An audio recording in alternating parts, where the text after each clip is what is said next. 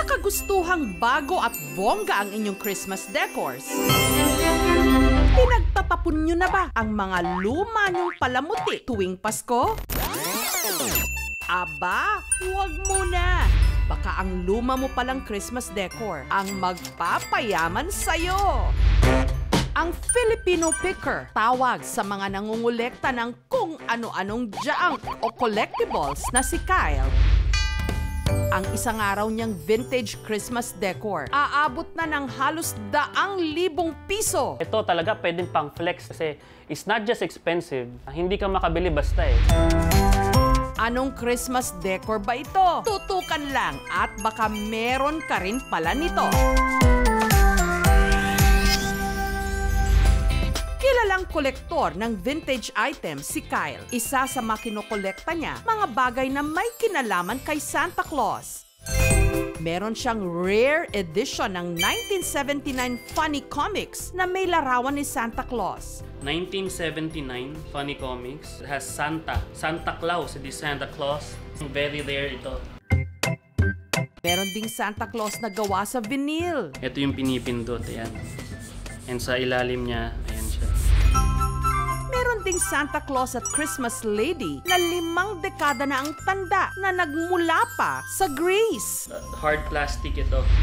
Pero ang may tuturing na isa sa pinakamahal na Christmas decor sa kanyang koleksyon, ang rare Christmas cookie jar na ito na tinatayang 6 na dekada na ang tanda. Gawa ito sa ceramic na nasa 12 to 14 inches ang taas. It's really an amazing collector's item. Nakaimbak lang daw ito noon sa junk shop bago niya nabili sa halagang 1,300 pesos. Ang tanong, magkano na kaya ang halaga nito ngayon? Ngayon, nasa mga 5K na siya. Wow! Halos nag 5 times na ang presyo. Meron kang cookie jar na ceramic na babasagin na napakaganda on your Christmas displays. Minsan tatawagin ka nilang parang, wow, yayamanin itong family na to. Pero ito na siguro ang isa sa pinaka-espesyal na idinidisplay tuwing Pasko, sa bahay man o sa simbahan, mga Belen. Katunayan sa ating Facebook page, marami ang nag-send ng kanilang mga antigong Belen. Merong Belen na nasa kanila na raw noon pang dekada 70. Meron ding pa-promo o freebie ng isang soft drinks. Ngunit si Kyle, meron daw bahagi ng Belen na nakakalula na raw ngayon ang presyo. Around 2016, ang bentahan nila noon mga 16,000, mga 18,000. Pero ngayon, 75,000, 85,000 na. At the price they're trying to buy it from me, sabi ko, wow, ang laki na ng kinita agad. Anong Christmas decor nga ba ito? At bakit malapit nang umabot ngayon ang halos 90,000?